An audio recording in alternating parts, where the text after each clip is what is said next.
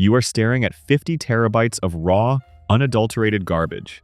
Millions upon millions of rows of options tick data, spanning 5 years across multiple exchanges. To the outside world, you are a quantitative researcher at a prestigious hedge fund, a title you wear like a badge of honor at college reunions. But in the cold, hard reality of this ecosystem, you are nothing but a digital janitor holding a mop in a coal mine. Your entire existence tonight is reduced to writing Python scripts to scrub nans, normalize erratic timestamps, and surgically remove the grotesque outliers created by flash crashes and broken exchange feeds. You are meticulously aligning bidding matrices, smoothing out the jagged edges of market microstructure, making the data palatable for the actual predators who sit in the glass-walled offices on the floor above you. Level 1. The Data Janitor. The financial reality of this level is brutal in its asymmetry. You are paid a low six-figure base salary, a fortune to a layman, but a rounding error to the firm. The clean parquet files you generate will feed into proprietary execution algorithms that manage billions in AUM, assets under management, generating 8-figure performance fees.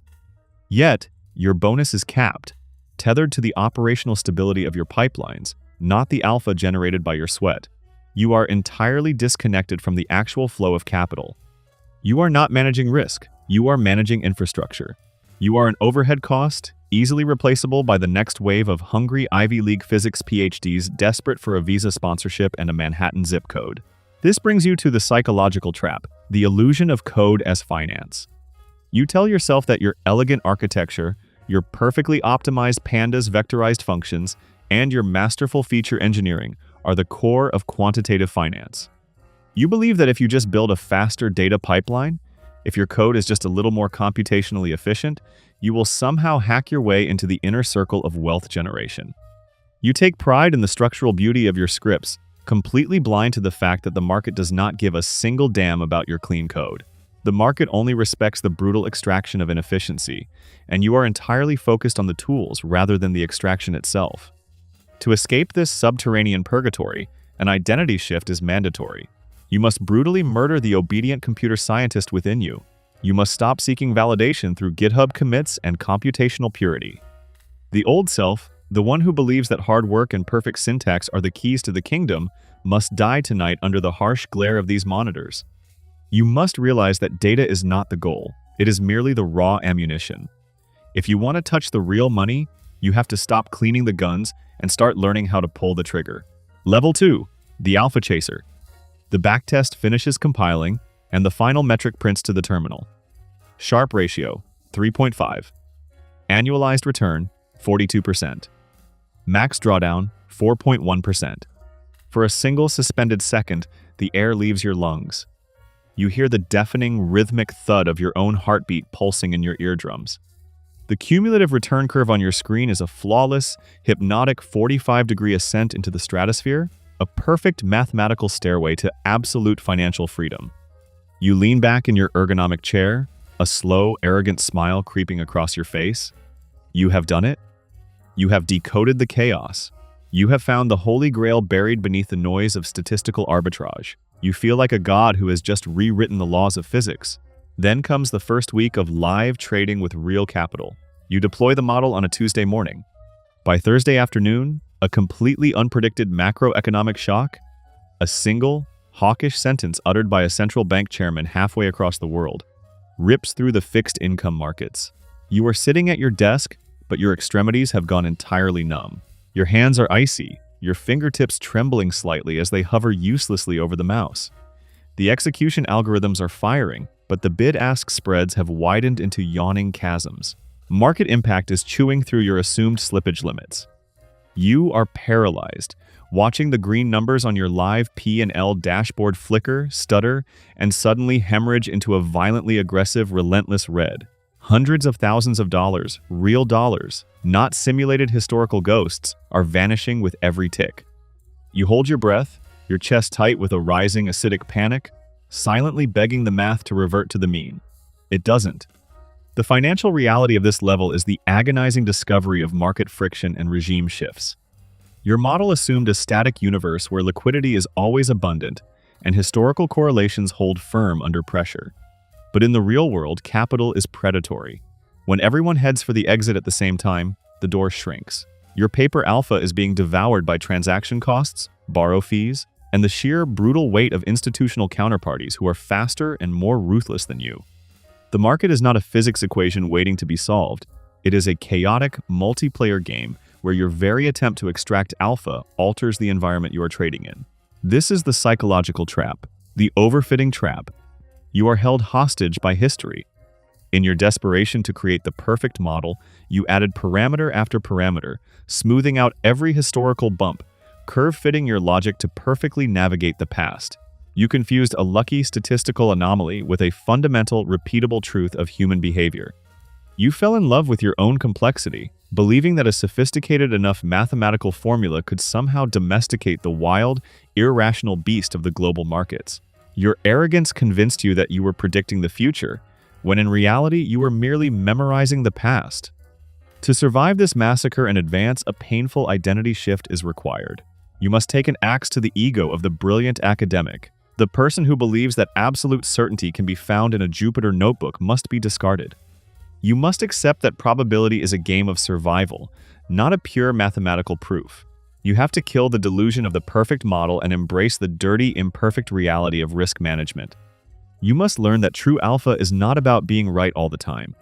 It is about surviving the inevitable moments when your math is catastrophically wrong. Level 3. The Subportfolio Manager. The ergonomic curve of the matte black mouse feels unnaturally heavy beneath your palm, as if the plastic itself has absorbed the dense gravity of the moment. You are staring at the proprietary trading terminal, the interface a stark, utilitarian grid of dark gray and harsh neon text. On the screen, the order ticket is populated. Quantity, 500,000 shares. Notional value spread across the leg, $50 million. This is your first independent capital allocation. You take a slow, jagged breath, tasting the stale, recycled air of the trading floor, heavily laced with the faint, metallic scent of nervous sweat masked by expensive Tom Ford cologne. You press the left mouse button.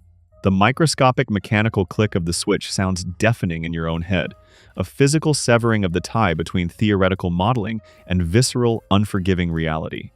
Over the fixed protocol network, your order hits the matching engine in a fraction of a millisecond. It is done. You pull your hand away from the desk, noticing a fine tremor in your fingers. A cold, prickling sensation washes over your scalp. This is no longer a localized simulation running securely on a server cluster. This is the brutal arena of live, institutional capital. You suddenly feel the terrifying physical weight of the tight leash wrapped around your neck.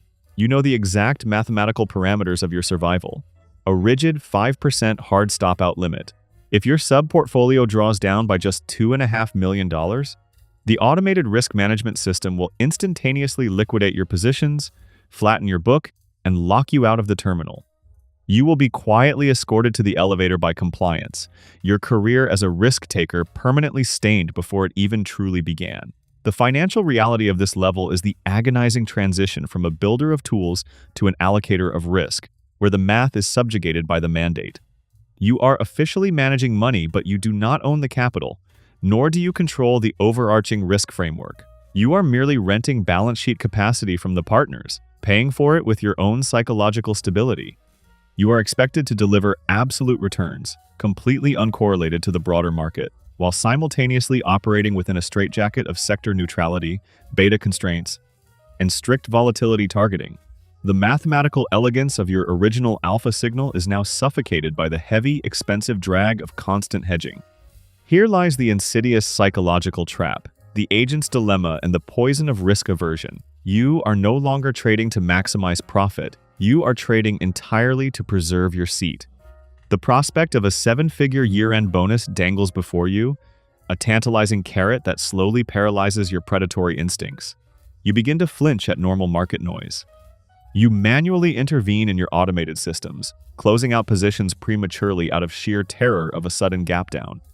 You abandon the sharp, highly concentrated asymmetric bets that actually generate alpha, retreating instead into the cowardly safety of overcrowded, low-variance statistical arbitrage trades. You convince yourself that you are being prudent and institutional, but the dark truth is that you have become a coward. You are no longer a hunter. You are a terrified administrator, praying only to survive until the December payout. To break through this paralyzing plateau, you must execute a ruthless internal purge. You must assassinate the employee mindset. The version of you that seeks safety, that craves the approval of the chief risk officer, and that views the capital as a fragile glass sculpture must be eradicated. You must force yourself to internalize a terrifying paradox. To truly protect the capital and generate outsized returns, you must become entirely detached from its nominal value. You must learn to view a $10 million swing not as a threat to your livelihood, but merely as an expected fluctuation in a probabilistic distribution. Level 4. The Core Strategy Owner. The condensation on the heavy baccarat crystal tumbler is freezing against your fingertips, the ice slowly melting into the amber depths of a 30-year-old single malt. You are standing in the living room of your new penthouse, the floor-to-ceiling glass offering a flawless, unobstructed panoramic view of Central Park. The city stretches out below you, a sprawling, glittering grid of amber and white lights, silent and subjugated beneath the dark, heavy sky. Your phone, resting on the cold Italian marble of the kitchen island, lights up. It is a silent push notification from your Chase private client application. The year-end bonus has cleared. The deposit is a staggering 8-figure sum. It is more money than your parents earned in their combined lifetimes, delivered in a single, frictionless digital keystroke. Yet, your heart rate remains entirely flat. You stare out at the darkened rectangle of the park, but your retinas do not register the trees or the skyline. Behind your eyes, your brain is involuntarily rendering a 3-dimensional volatility surface, rotating it, searching for the microscopic pricing anomalies in the impending Asian market open. Your jaw is clenched so tightly that a dull, throbbing ache radiates through your temples. It has been 4 years since you slept for more than 3 consecutive hours without pharmaceutical assistance. You have the capital to buy the yacht, the sports cars, the bespoke tailoring, but you have entirely lost the biological capacity to enjoy them. The financial reality of this level is the complete fusion of your human capital with the firm's balance sheet. You are no longer managing a sub-portfolio. You own a core strategy. You are responsible for deploying billions of dollars of leverage. The prime brokers know your name. The algorithms you oversee account for a measurable percentage of the daily trading volume on major exchanges. But with this scale comes an inescapable, terrifying density of consequence. You are not just managing market risk anymore. You are managing structural, systemic risk. A latent bug in your execution logic, a sudden breakdown in correlation across asset classes, or a catastrophic failure in your liquidity assumptions could not only wipe out your accumulated net worth, but could trigger a margin call that threatens the solvency of the entire fund. The money in your bank account is technically yours, but it is effectively held hostage by the perpetual churning anxiety of the positions you hold overnight. This exposes the darkest psychological trap of the mid-career quant, the trap of absolute instrumentalization. You believe that accumulating massive wealth would purchase your autonomy, building a fortress of fuck you money that would isolate you from the pressures of the world. Instead, you have discovered the gilded cage. You are not the master of the machine. You are simply the most expensive, most highly calibrated, and most heavily monitored biological gear within it. Your nervous system, your cortisol levels, your cognitive bandwidth, these are no longer your own. They have been entirely commodified, rented out to the limited partners to generate yield. The money is not a reward. It is simply the maintenance fluid required to keep your brain functioning under unendurable, chronic stress. Moving beyond this stage requires the death of the most persistent human illusion. You must violently kill the consumer identity, the naive belief that personal comfort, luxury, or financial security can ever act as a shield against the absolute indifference of the market. You must accept that the anxiety will never recede, no matter how many commas are in your bank balance. The old self, who believed there was a finish line where you could finally rest and enjoy the spoils, must be buried in the cold reality of the perpetual game. Level 5. The head of Quant, partner. The acoustic dampening panels in the executive boardroom absorb every extraneous sound, creating a pressurized, deadened silence that rings in your ears. You sit at the head of a 20-foot slab of polished black walnut. The air is heavily climate-controlled, stripped of all humidity, smelling faintly of ozone and expensive leather. Arranged around the table are 8 faces. These are the sharpest minds your headhunters could poach from MIT, Stanford, and Cambridge. Young, mathematically violent, and desperately hungry. They are presenting their proposed models, Their voice is tight with the suppressed adrenaline of performing for their god. You do not look at their slides. You look at their eyes. You are calculating their psychological breaking points, measuring their greed against their fear, determining which of these biological processors is stable enough to be trusted with a $200 million allocation of the firm's core capital and priority access to the GPU clusters. At the opposite end of the table sits David. 4 years ago, you and David shared cold pizza and slept under desks as you built the firm's foundational mean reversion architecture. His code is still buried deep within the legacy systems, but David's models have decayed. His Sharpe ratio has drifted down to a mediocre 1.2, and he has developed an emotional attachment to his failing logic. The decision was made before you even entered the room. You interrupt his presentation with a single, flat sentence. You do not raise your voice. You simply state that his portfolio allocation has been zeroed out, his risk limits revoked, and his access badge deactivated. You watch the blood drain from his face, watch the muscles in his jaw slacken in sudden, devastating comprehension. Your own facial muscles do not twitch. Your resting heart rate remains at a steady 62 beats per minute. You feel absolutely nothing. You are calculating the exact legal cost of his non-compete buyout against the compute bandwidth his departure will free up for a new high-frequency strategy. The financial reality of this level shifts from pure mathematics to the brutal mechanics of human leverage and capital structure. You are no longer fighting the market directly, you are managing the people who fight the market. Your primary concern is no longer alpha decay, but LP, limited partner, capital flight. You spend your days in sterile hotel suites in Zurich and Dubai, looking sovereign wealth fund managers in the eye and lying to them about the predictable stability of your returns. You are building a facade of institutional permanence over a chaotic, highly leveraged casino. The numbers are now abstract. A $10 million loss is no longer a localized disaster. It is merely a statistical variance to be managed in the quarterly investor letter. This brings you to the psychological trap of the algorithm's architect, the backlash of power. You have survived the meat grinder, but in doing so, you have become a politician. You are intoxicated by the sheer, unadulterated power of resource distribution. You dictate the financial life or death of everyone in your orbit. You begin to view your own researchers not as colleagues, but as disposable call options. You pay the premium of their base salary, capture the upside of their brilliance, and discard them the moment they expire worthless. You fall into the delusion that because you can manipulate the human capital within your firm, you have somehow insulated yourself from the chaotic judgments of the market itself. To ascend to the final summit, you must commit one last irrevocable act of internal violence. You must murder the concept of loyalty. You must destroy the lingering delusion that there is any room for camaraderie, mentorship, or historical gratitude at the apex of global finance. The version of you that remembers being human, that flinches at the destruction of a colleague's career, must be entirely excised. You must become as cold, as indifferent, and as ruthlessly efficient as the matching engine itself. Level 6, the Apex Oracle.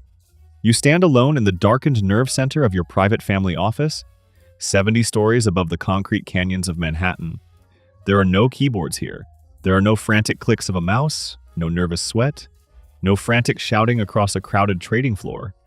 The only sound is the low, powerful, relentless hum of the server racks housed behind a wall of reinforced glass. These servers are hardwired via dedicated microwave relays and transatlantic fiber optic cables directly into the matching engines of Chicago, London, Tokyo, and Frankfurt. You are running billions of dollars of personal capital, unleveraged. The algorithms you designed operate in the microsecond domain, executing millions of localized skirmishes before a human brain can even register a visual stimulus.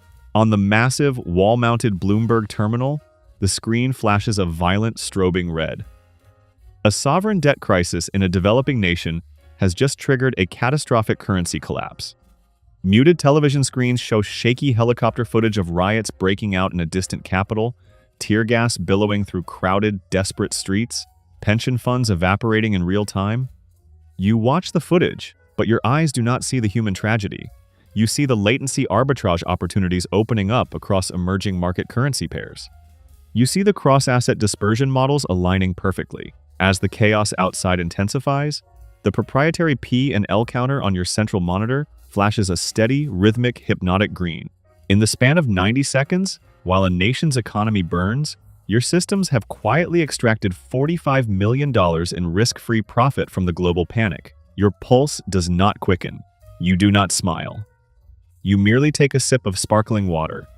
The financial reality of this final level is absolute, godlike systemic scale. You operate beyond the constraints of limited partners, beyond the oversight of risk committees, beyond the frantic desperation of career survival. You are no longer predicting the market. You provide the liquidity that defines it. You sit at the exact intersection of global capital flows, acting as the ultimate toll collector on human fear and human greed. Every war, every election, every technological breakthrough, every famine, and every pandemic is instantly quantified, stripped of its moral weight, and fed into your neural networks.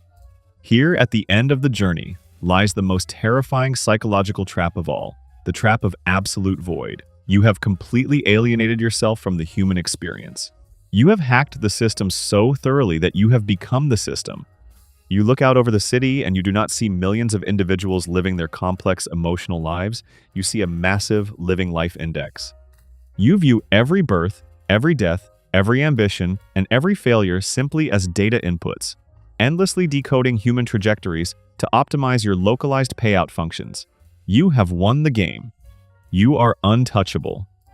You are the apex predator of the digital age. And yet, as you stand in the sterile, perfect silence of your glass tower, surrounded by infinite capital and absolute control, you realize the horrific truth. You killed every fragile, soft human part of yourself to reach the top of the mountain. And now that you are here, gazing into the cold, algorithmic abyss of the markets, you find that the abyss is gazing back, and there is absolutely nothing there.